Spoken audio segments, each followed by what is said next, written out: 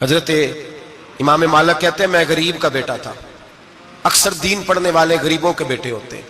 امیروں کے بچے F S C پڑھتے ہیں، بی ایس سی پڑھتے ہیں، ٹیکنالوجی پڑھتے ہیں، غریبوں کے بچے دین پڑھتے ہیں، اور پھر امیروں کو ممبریاں ملتی ہیں، غریبوں کے بچوں کو اللہ ممبر عطا فرماتا ہے، مصلی رسول اللہ دیتا ہے۔ حضرت سیدنا امام ابو مالک فرماتے ہیں میں غریب کا بیٹا تھا اور میری 6-7 بہنیں، میں اکیلا بھائی تھا۔ آپ فرماتے ہیں میرے ابا جی فوت ہو گئے، میری امی پکڑ کے مجھے ایک دھوبی کی دکان پہ لے گئی، کہنے لگی اسے کپڑے دھونے کا طریقہ بتا دے، سلیقہ سمجھا دے، یہ بھی ایک چھوٹی سی لانڈری کی دکان کھول لے گا، میری بیٹیوں کا پیٹ پالے گا۔ دھوبی کہنے لگا ٹھیک ہے، میں 2-3 درہم بھی دوں گا مہینے کے، اور جب کام سیکھ جائے گا تو تنخواہ بڑھ جائے گی۔ امام ابو مالک رحمت اللہ علیہ فرماتے ہیں میں بہنوں کے لیے روزی کمانے نکلا، میں بیوہ ماں کے سر پہ بوجھ اتارنے کے لیے نکلا، میں غربت کے عالم میں نکلا۔ رستے میں امام اعظم کا مدرسہ تھا، فرماتے میں وہاں چمکتے چہرے دیکھتا، لیکن اپنی غربت کو دیکھ کے میں آگے بڑھ جاتا، پریشان ہوتا کہ میں کیسے علم حاصل کروں گا۔ آپ فرماتے ہیں امام صاحب مجھے اکثر دیکھتے، ایک دن امام اعظم باہر نکلے، مجھے کھڑے ہوئے دیکھا تو قریب بلایا، سینے سے لگایا، ماتھا چوما، کیا نام ہے؟ میں نے کہا ابو مالک میرا نام ہے۔ کہا تمہیں پڑھنے کا شوق ہے؟ کہا بڑا شوق ہے۔ کہنے لگے چل آ جا پڑھا کر، آ جا مدرسے میں پڑھا کر۔ کہتے میں سارا دن وہاں پڑھتا، گھر سے کام کرنے آتا، سارا دن امام اعظم کے پاس پڑھتا رہتا۔ مہینہ آیا تو میری اماں کہنے لگی تنخواہ لاؤ۔ میں نے کہا امی جی تنخواہ تو وہ دے گا جو ڈیوٹی پہ جاتا ہو، میں تو پڑھنے جاتا ہوں۔ کہتے اماں گھر سے نکلی اور بڑے غصے کے ساتھ نکلی، کہنے لگی مولوی نے میرا بچہ خراب کر دیا، میرا بچہ خراب کر دیا، میں کام پہ بھیجتی تھی، اس نے کس چکر میں ڈال دیا، مسلوں سے بھی کبھی پیٹ بھرا ہے، کام بھی تو کرنے چاہیے نا۔ کہتے امام اعظم کے سامنے کھڑی ہوئی، امام صاحب بڑے امیر کبیر آدمی، اربوں خربوں پتی تھی، اور پھر اتنے بڑے عالم فقیر، سارا بغداد، سارا کوفہ، سارا مصر سلوٹ کرتا ہے۔ بی بی آئی اور تیز جملے عورتوں کا طریقہ ہوتا ہے، کہنے لگی مولوی تیری سفید داڑھی، تیرا اتنا نام، تجھے خیال ہی نہیں آیا میں بیوہ عورت ہوں، تو نے میرا بچہ خراب کر ڈالا، میری یتیم بچیاں روٹی کہاں سے کھائیں گی، مسلوں سے بھی کبھی پیٹ بھرا ہے۔ کہتی اتنے سخت جملے کہے، پر قربان جاؤ امام اعظم سنتے رہے اور مسکراتے رہے۔ کہنے لگے میری غلطی ہے، میری غلطی ہے، میری غلطی ہے، بی بی بھول گیا تھا، غلطی ہو گئی۔ بی بی کہتے تیری امام صاحب سنتے رہے، جب غصہ اتر گیا تو کہنے لگے اماں تیرا غصہ اتر گیا ہے؟ اتر گیا ہے۔ کہنے لگے تیرا بیٹا بڑا نیک ہے، تیرا بیٹا بڑا لائق ہے، تو اسے پڑھنے دے۔ کہنے لگے چپ کر دے مولوی، یہ پڑھے گا تو میں روٹی کہاں سے کھاؤں گی۔ امام صاحب کہنے لگے مجھے بتائے گی تیرے گھر کا خرچہ کتنا ہے؟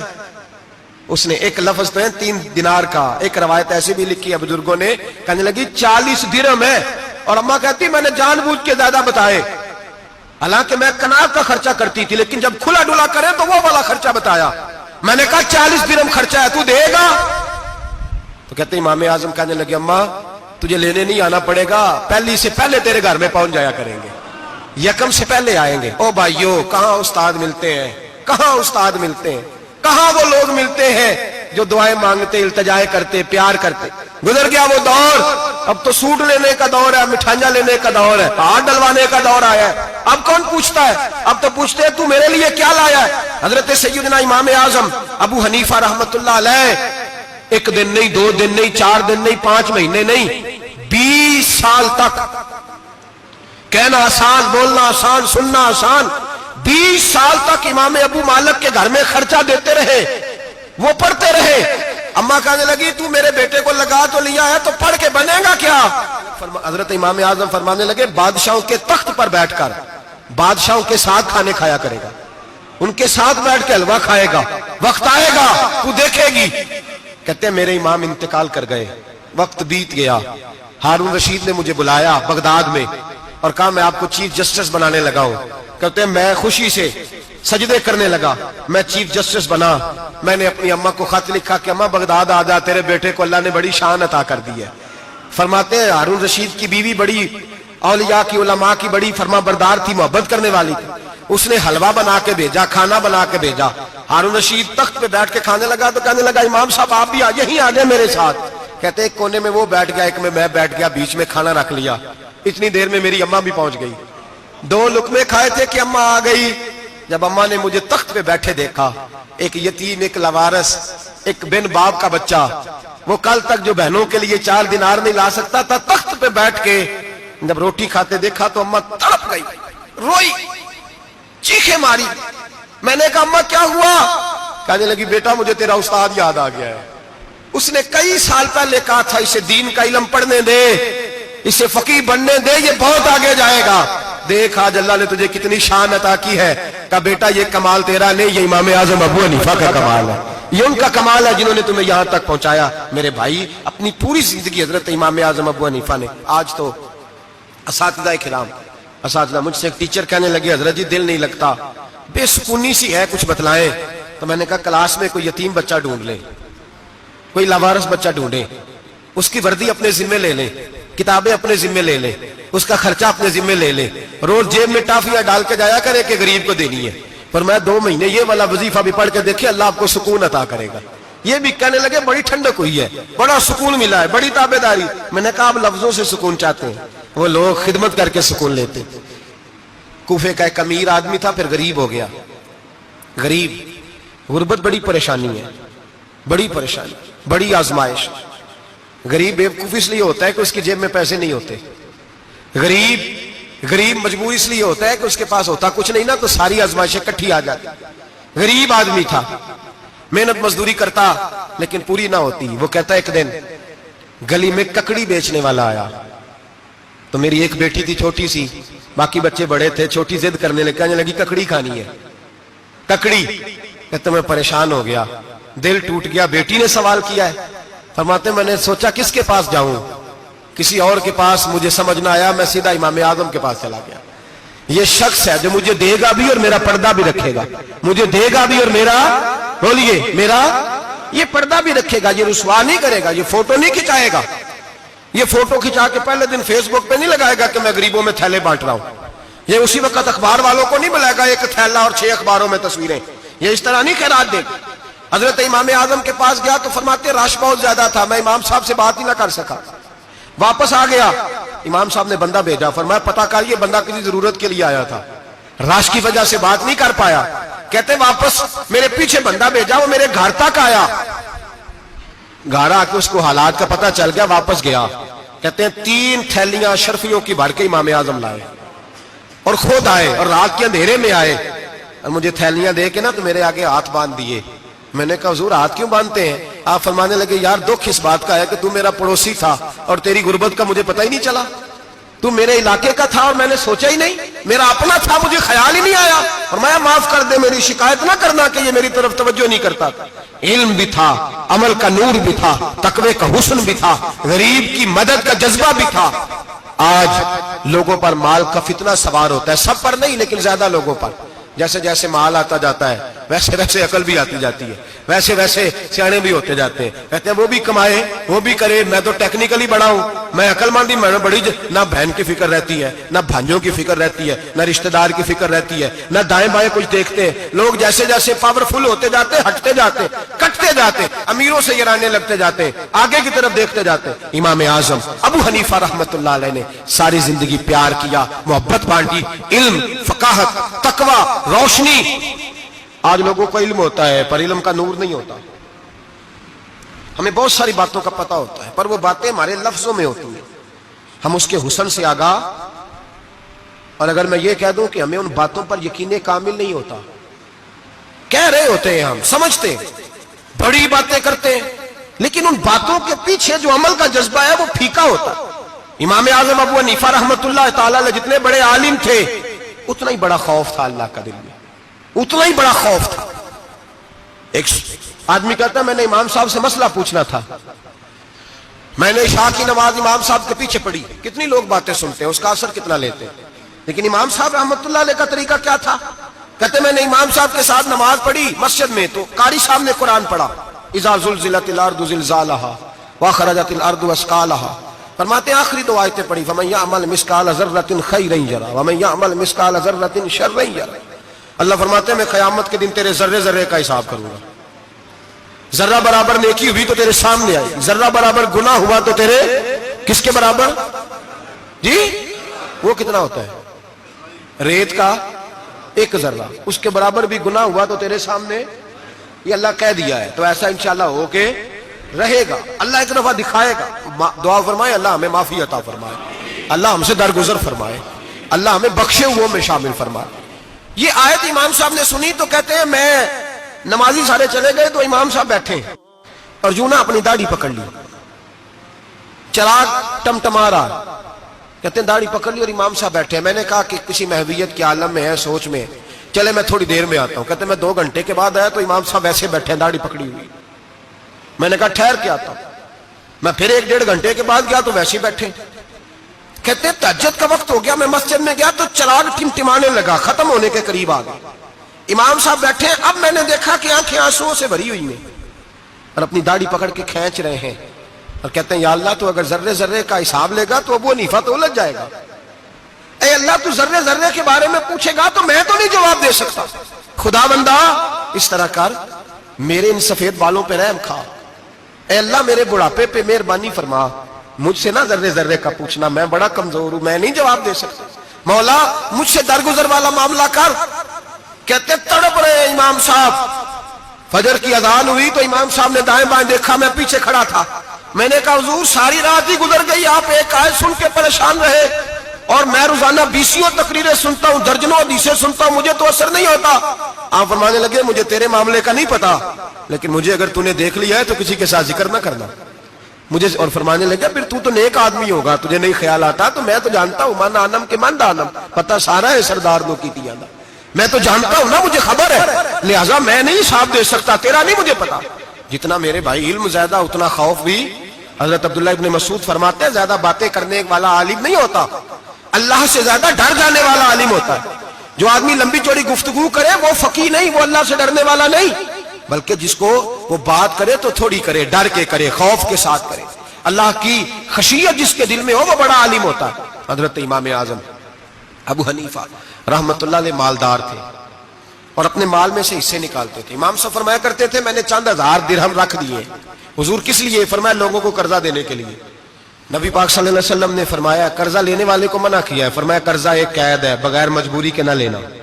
اب لینے والے بھی احتیاط نہیں کرتے, فٹافٹ قرضے کے پیچھے بھاگتے. بڑی مجبوری ہو تو قرضہ لیں, فرمایا مقروض قیدی ہوتا ہے, قرضہ لینے سے بچو. اور دینے والے کو کیا کہا؟ فرمایا اگر سامنے والا تنگ دست ہو نا, تنگ دست, تو اسے مہلت دو. جتنی تم مہلت دو گے اللہ اتنے پیسے روز صدقہ کرنے کا ثواب عطا فرمائے گا. اگر تنگ. ایک صاحب مجھے کہنے لگے, میں نے رمضان شریف میں نا قرضے کے والے سے یا کچھ عرصہ پہلے کسی موقع پر قرض کے والے سے کو بات کی. ایک صاحب مجھے کہنے لگے حضرت صاحب جیسے کسی کو لینا ہوئے نا 20,000 تو انہوں ترا کے لئی دے, تو جے 20 کروڑ لینا ہوئے تو پھر نہیں ترایا جاتا. میں نے کہا کیوں؟ کہنے لگے 20,000 والا بندہ ماڑا ہوندا ہے نا, جڑا 20 کروڑ کھا گیا بڑی مگرمچھ ہوندا ہے, انہوں ترایا جا سکدا, وہ دے کے بندے ترلے ہی کر دے لیندے چل بھائی کیویں دے سکنا ہے. وہ جو 20,000 والا نا ماڑا بندہ انہوں کہندے تو دینے نے کہ تیرا بندوبست کریے, کہندے چل صاحب جمعرات لے آؤ کسی طریقے. جمعرات ماڑا ہے نا. نبی پاک نے کیا فرمایا؟ حضور نے فرمایا تجھے پتہ چل جائے کہ تنگ دست ہے تو مہلت دے, جتنے دن تو اس سے پیسے نہیں لے گا اتنے پیسے روز صدقہ کرنے کا ثواب دیا جائے. اب لوگ جو تگڑی موٹے مگرمچھ ہیں ان کو مہلت دیتے ہیں, وہ کہتے ہیں جا جتھوں لب دے نہیں لے, پھر کہتے ہیں نہیں آپ بتائیں آپ کیسے دے سکتے. اور ماڑا بندہ انہیں 2,000 دینا ہے دکان کا, اس کو دکاندار کہتا ہے کل سائیکل لے کے تب گزرنا میرے آگے سے اگر پیسے دینے ہیں تو میں نے سائیکل رکھ لینا. ڈرنا چاہیے اللہ پاک, ہمیں پتا ہوتا ہے سامنے والا غریب ہے, تنگ دست ہے, مجبور ہے, اسے مہلت دینی. امام صاحب کہتے ہیں میں نے کچھ پیسے رکھے ہوئے, پس منظر یہ تھا کہ غریب لوگ آتے ہیں تو میں ان کی مدد کروں گا. امام اعظم ابو حنیفہ نے ایک بندے سے پیسے لینے تھے اور حال یہ تھا کہ آپ دھوپ میں کھڑے تھے, ساتھ اس بندے کا مکان تھا. لوگوں نے کہا حضرت دیوار کے سائے میں ہو جائے. فرمانے لگے اس سے پیسے لینے ہیں, اگر سائے میں کھڑا ہوا تو سود میں شمار ہو جائے گا, میں اس سے فائدہ نہیں لے سکتا. ایک بندے سے قرضہ لینا تھا, وہ آپ کو دیکھ کے گلی اور دوسری گلی میں چلا گیا, رستہ بدل گیا اور چھپ گیا. امام صاحب رونے لگے, کہنے لگے اے اللہ میں اتنا برا ہو گیا ہوں کہ تیرے بندے مجھ سے چھپنے لگے. اس کو ڈھونڈ کے لائے, کیوں چھپتا ہے؟ کہ حضور آپ کے پیسے دینے ہیں. آپ نے فرمایا جا میں نے اللہ کی رضا کے لیے معاف کیے, آج کے بعد چھپنا نہ, اس لیے میں نہیں چاہتا کہ تجھے کوفت ہو, تو میری طرف دیکھ کے چھپنے لگا ہے, میری طرف دیکھ کے. غریب تو بھائی گلیوں میں گھستے پھرتے ہیں کہ کوئی بندہ مل نہ جائے. مقروض آدمی پتہ اس وقت چلتا ہے جب خودکشی کر گیا, پتہ اس وقت چلتا ہے پھر لوگ آتے ہیں اس کے بچوں کو کہتے ہیں فکر نہ کرنا ہم تیرے ساتھ ہیں, تو اس کے ساتھ ہونا تھا, ان کا سایہ بچ جاتا. اب آئے ہو امام اعظم ابو حنیفہ رحمت اللہ تعالیٰ علیہ لوگوں کو سہولت دیتے, آسانی دیتے, پیار کرتے, محبت کرتے. ہم لوگوں کا مزاج ایسا نہیں ہے, ہماری اخلاقیات کے اندر وہ حسن نہیں جو ہمارے بزرگ ہمیں دے کے گئے. اور پھر چھوٹی چھوٹی باتوں میں حقوق العباد کا خیال کرتے, چھوٹی چھوٹی باتوں. ہم تو گالی دے کے بھی کہتے ہیں نا چل کیا ہو گیا, گالی دی ہے نا. میں نے دیکھا ہے سائیکل والے کی ٹکر اگر پجارو والے کے ساتھ ہو جائے تو معافی سائیکل والے نے مانگنی ہے, کیونکہ وہ سائیکل پہ بیٹھا ہے نا, اس کی غلطی یہ ہے کہ وہ سائیکل پہ بیٹھا ہے. معافی سائیکل والے نے مانگنی ہے, پجارو والا نہیں مانگے گا. ہو سکتا ہے سائیکل والا اٹھ کے کہے جناب مجھ سے غلطی ہو گئی, مجھے پتہ ہی نہیں تھا کہ آپ تھے, ورنہ میں آپ کے آگے نہ آتا. سائیکل والا مجبور ہے کیونکہ اس کے پاس پجارو نہیں, اور پجارو والا تو شیشہ نہیں نیچے کرتا, کہتا دھوپ آئے گی, گاڑی بڑی مشکل سے ٹھنڈی کی ہے. نیچے اتر کے ملازم کہتا ہے اس کو پوچھو اگر کوئی 200-400 کا نقصان ہوا تو 500 دے دو. مزاج ہے. امام اعظم ابو حنیفہ رحمۃ اللہ علیہ عالم, حقوق العباد کا چھوٹی چھوٹی, آپ کے شاگردوں میں سے کسی کے چہرے پہ شکن آتا تو 20 بار پوچھتے کوئی پریشانی ہے میرے بیٹے کو, کیا ہو گیا. ساری زندگی سایہ دار شجر کی طرح گزاری, ساری زندگی شاگردوں پر مریدوں پر محبت کا سائبان رہا, ٹھنڈی چھاؤں رہی امام صاحب کی. امام اعظم ابو حنیفہ رحمۃ اللہ تعالی علیہ گلی سے گزر رہے تھے, لکڑی کے جوتے پہنا کرتے تھے, کھڑاؤں. ایک نوجوان بچے کے پیر پہ پیر آ گیا تو کہنے لگا امام اللہ سے ڈر جا. یہ لفظ گئے تو امام صاحب کی چیخ ہی نکل گئی. کئی گھنٹے بے ہوش رہے. لوگوں نے کہا حضور کیا ہوا؟ فرمانے لگے تم نے سنا نہیں, چھوٹے چھوٹے جوان بھی کہتے ہیں کہ ابو حنیفہ اللہ سے نہیں ڈرتا, اللہ کی مخلوق کہتی ہے نہیں ڈرتا. اگر یہ کہہ رہے ہیں تو میرا کیا بنے گا. کئی دن روتے گزر گئے.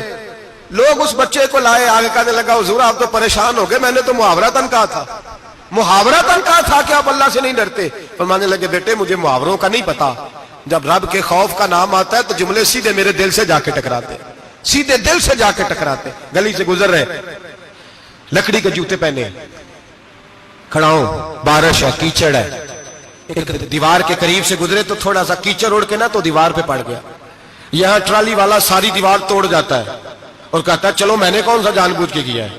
یہاں لوگوں کا گھر توڑ جاتے ہیں, کہتے ہیں چلو بتاؤ کتنا خرچہ آیا تھا. فوری طور پہ لوگ ماننے کو تیار ہی نہیں. امام صاحب کے پیروں سے, یہ باریکی سمجھے, یہ حقوق العباد کا مسئلہ ہے. جو جاننے والے ہوتے تھے ان کا یہ طرز زندگی تھا. کیچڑ اڑا پیروں سے اور ایک آدمی کی دیوار پہ پڑ گیا. امام صاحب کھڑے ہیں, سوچ رہے کروں تو کیا کروں. شاگرد صاحب نے حضرت جی کیا پریشانی ہے؟ آپ فرمانے لگے میں نے اس کی دیوار گندی کر دی ہے, صاف نہ کروں تو بھی ظلم ہے, اور اگر صاف کروں تو دیوار کچی ہے. جب صاف کروں گا تو کچھ مٹی اتر جائے گی, تو کسی کے گھر کی مٹی اتارنا یہ بھی ظلم ہے. اب میں دو پریشانیوں میں الجھ گیا ہوں, کدھر جاؤں؟ کہا حضرت جی پھر. فرمایا اس کے دروازے پہ دستک دو. دروازے پہ دستک دی تو جو بندہ باہر آیا وہ مجوسی تھا, آگ کی پوجا کرنے والا تھا. امام صاحب کہنے لگے مجھے جانتے ہو؟ کہنے لگے حضور سارا کوفہ جانتا ہے, سارا بغداد جانتا ہے, ساری دنیا جانتی ہے آپ مسلمانوں کے امام ہیں, لوگ جانتے. آپ نے فرمایا یار مجھ سے غلطی ہو گئی ہے. وہ کیا؟ آپ فرمانے لگے میں اپنے انداز میں گزر رہا تھا, بوڑھا آدمی ہوں, خیال نہیں آیا, تھوڑا کیچڑ اڑ کے تیری دیوار پہ لگ گیا ہے. میرے بھائی یہ کوئی فرشتے تھوڑی تھے, یہی زمین پہ بسنے والے لوگ, احتیاط والے لوگ تھے. ہم لوگوں نے پتہ نہیں اپنا مزاج اتنا سخت کیوں بنا لیا ہے. کتنے لوگوں کو لتاڑ کے, کتنی پگڑیاں اچھال کے, کتنے حقوق العباد ضائع کر کے بھی ہم اسی طرح کے مطمئن ہیں. کہاں سے تسلی لاتے ہیں ہم, کہاں سے اپنے آپ کو ٹھنڈک دیتے ہیں, کیسے اپنے آپ کو ہم سکون دے لیتے ہیں کسی کو تکلیف دے کے. کس طرح سکون کی نیند آتی ہے جب کوئی پریشان ہوتا, کیوں ہمارا دل پتھر ہو گیا. اعلیٰ حضرت فرمایا کرتے تھے جا کسی سے جا کے علاج کرا, تیرے سینے میں جو دل دھڑک رہا ہے وہ سخت ہو گیا, جا کسی سے جا کے اس کی دوائی کھا, تجھے خیال ہی نہیں آتا تڑپتے لوگوں کو دیکھ کر, جا کے علاج کرا. اگر ایسے ہی مر گیا تو حالات تیرے حق میں اچھے نہیں ہوں گے. حضرت امام صاحب تڑپ رہے ہیں اور اس شخص کے سامنے آہوزاری کر رہے ہیں جو مجوسی بھی ہے, غریب بھی ہے, کچے گھر میں رہتا ہے. فرمایا یار بتاؤ کیا کروں.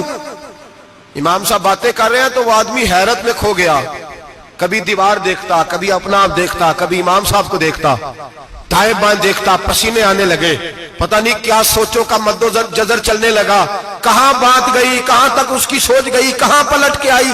کہنے لگا امام صاحب میں تو چوک میں رہتا ہوں, روزانہ پتہ نہیں کتنی گاڑیاں مٹی برسا جاتی ہیں, کبھی کوئی نہیں آیا, آپ کو کیا ہوا؟ آپ فرمانے لگے مجھے کسی کا نہیں پتا, مجھے تو میں نے جو قرآن حدیث پڑھا ہے مجھے تو ڈر آ رہا ہے, مجھے بتا تو معافی دیتا ہے کہ نہیں, تیری دیوار صاف ہوگی کہ نہیں.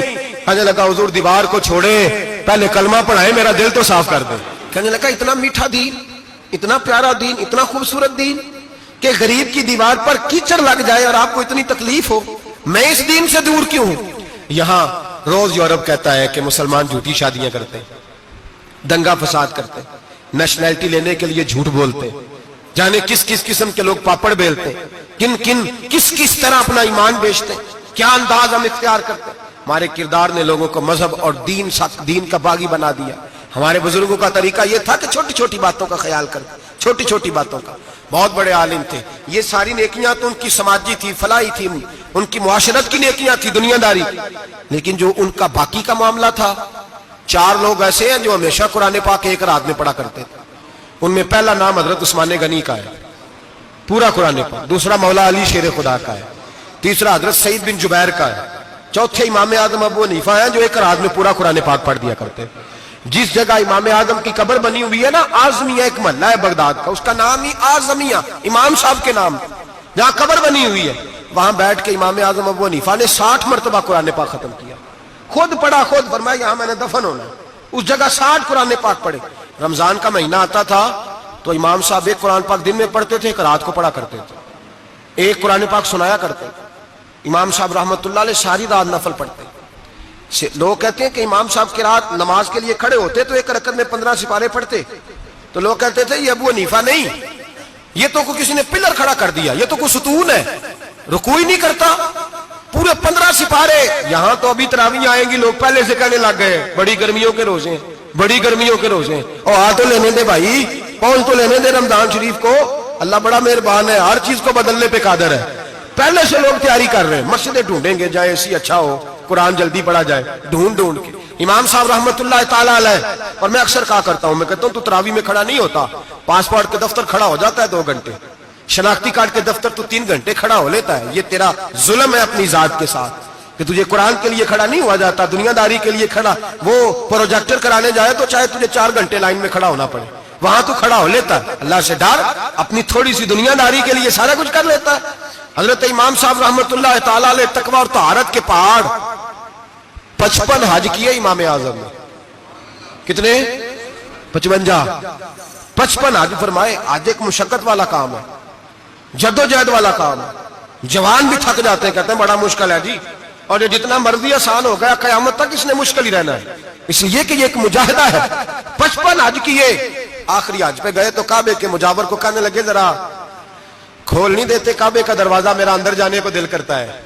اس نے دروازہ کھولا، اندر گئے تو کہنے لگے خدایا، 2 جملے کہے، کہنے لگے اے اللہ، جتنا تو نے مال دیا تھا میں اتنا شکر نہیں ادا کر سکا، اور جتنا تو نے علم دیا تھا میں اتنا عمل نہیں کر سکا، اب بوڑھا ہو گیا ہوں، مہربانی کرنا مجھ سے درگزر والا معاملہ کر، اور اے اللہ اگر تو مجھے بتا دے کہ تو راضی یا ناراض ہے تو میں ذرا سکون سے مر جاؤں۔ کہتے ہیں کعبے کی دیواروں سے آواز آنے لگی، ابو حنیفہ تیرا رب تجھ سے بڑا راضی ہے۔ داتا گنج بخش علی اجمیری جیسا بابا 1000 سال پہلے لکھ کے گئے کشف الماجود میں، داتا صاحب نے لکھا ہے 1000 سال پہلے کشف الماجود میں۔ داتا صاحب فرماتے ہیں میں حضرت بلال کی قبر پہ حاضری دینے گیا، یعنی 1000 سال پہلے کے مسلمان بھی قبروں پہ مزاروں پہ جایا کرتے تھے۔ داتا صاحب لکھتے کہتے ہیں ملک شام میں حضرت بلال حبشی کی قبر پہ حاضری دینے گیا، میں قبر پہ حاضری دے کے تو ساتھ لیٹ گیا، میری آنکھ لگ گئی، مجھے خواب میں نبی پاک کا دیدار نصیب ہوا، گویا حاضری حضرت بلال کی، اور برکت یہ کہ وہاں مجھے مصطفیٰ کا دیدار نصیب ہو رہا ہے۔ فرماتے ہیں نبی پاک میری خواب میں آئے، حضور نے ایک بوڑھے بابے کے گلے میں ہاتھ ڈالا ہوا ہے اور اپنے ساتھ چلا رہے ہیں۔ میں نے عرض کی یا رسول اللہ یہ کون ہے؟ تو نبی پاک نے فرمایا یہ تیرا امام اعظم ابو حنیفہ ہے۔ فرماتے ہیں مجھے سمجھ آ گئی کہ امام اعظم بھٹک اس لیے نہیں سکتے کہ انہیں رسول پاک نے سارا عطا فرمایا ہے، وہ بہک اس لیے نہیں سکتے کہ نبی پاک نے انہیں سارا دیا۔ داتا گنج بخش علی اجمیری رحمت اللہ تعالی علیہ فرماتے ہیں کہ امام صاحب رحمت اللہ تعالی علیہ بہت بڑی شخصیت۔ امام اعظم کا پیغام کیا ہے؟ انہوں نے فقہ بنائی، دین پھیلایا، جتنی بھی میں نے باتیں سنائی سارا پیغام، ایک پیغام ہے امام صاحب۔ امام صاحب رحمت اللہ تعالی علیہ فرماتے ہیں کہ دین پر عمل کرنے والوں کو بھی کسی اچھی صحبت کی ضرورت ہوتی ہے، عمل کرنے والے کو۔ آپ فرماتے ہیں کئی دفعہ عمل کرنے والے کا عمل بھی ٹوٹ جاتا ہے، استقامت نہیں رہتی۔